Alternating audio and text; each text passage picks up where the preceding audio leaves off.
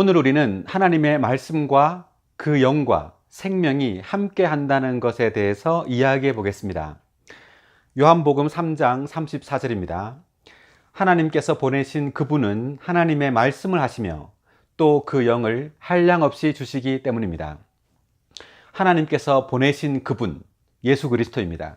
예수 그리스도는 하나님의 말씀을 하시며 라고 되어 있는데, 요한복음 1장 1절에서 태초에 말씀께서 계셨다라고 말할 때 이 말씀은 바로 예수 그리스도를 가리킵니다.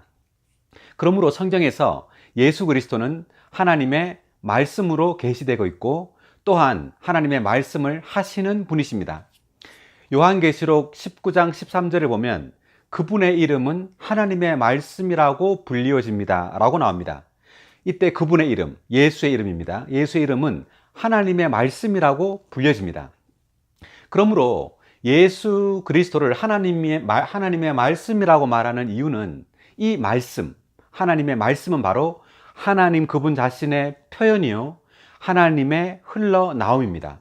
그러므로 예수 그리스도는 하나님을 표현하는 분이시고 또한 예수 그리스도 그분 자신이 하나님 그분 자신의 흘러나옴입니다. 하나님께서 보내신 그분은 하나님의 말씀을 하시며 또 그 영을 한량없이 주시기 때문입니다. 그 영, 요한복음 6장 63절을 본다면 내가 여러분에게 이른 말이 곧 영이요 생명이라 이렇게 말합니다. 적어보면 요한복음 6장 63절입니다. 내가 여러분에게 이른 말이 말씀이죠. 말이 영이요 생명이다라고 말하고 있습니다.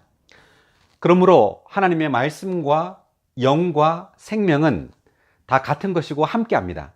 우리가 주님의 말씀을 들을 때 성령, 그 영을 받게 되고 그 영 안에는 그 영이 곧 생명입니다. 그러므로 우리는 하나님의 말씀의 풍성함이 우리에게 있어야 합니다. 우리 존재로부터 흘러나오는 그 어떤 것은 하나님의 어떤 것이어야 합니다. 우리에게 하나님의 말씀이 풍성하면 풍성할수록 우리의 말을 통해서, 우리의 행동을 통해서 하나님의 말씀이 더 많이 흘러나오게 되고 하나님이 더 많이 표현되겠죠. 그리고 영, 우리의 모든 말을 통하여 그 안에는 반드시 그 영의 풍성한 공급이 있어야 합니다. 그럴 때 그 안에는 영원한 생명, 생명의 공급이 있겠죠. 하나님께서 보내신 그분, 우리 또한 하나님의 보내심을 받은 자입니다. 그러므로 우리가 어디에 가든지 우리 속에는 하나님의 말씀의 풍성함이 있어야 하고 또한 그 영의 풍성함이 있어야 하고 또한 그 영 안에 있는 생명, 그 생명의 풍성함이 다른 이들에게 흘러 들어갈 수 있어야 합니다. 그럴 때 뱀 같은 존재들인 그 인류, 그 많은 사람들이, 수많은 사람들이 이제 그리스도, 무한한 그리스도의 우주적인 증가인 그분의 신부가 될 것입니다. 이 말을 한번 적어 보겠습니다. 뱀 같은 존재들인, 뱀 같은 존재인 인류는 무한한 그리스도의 우주적인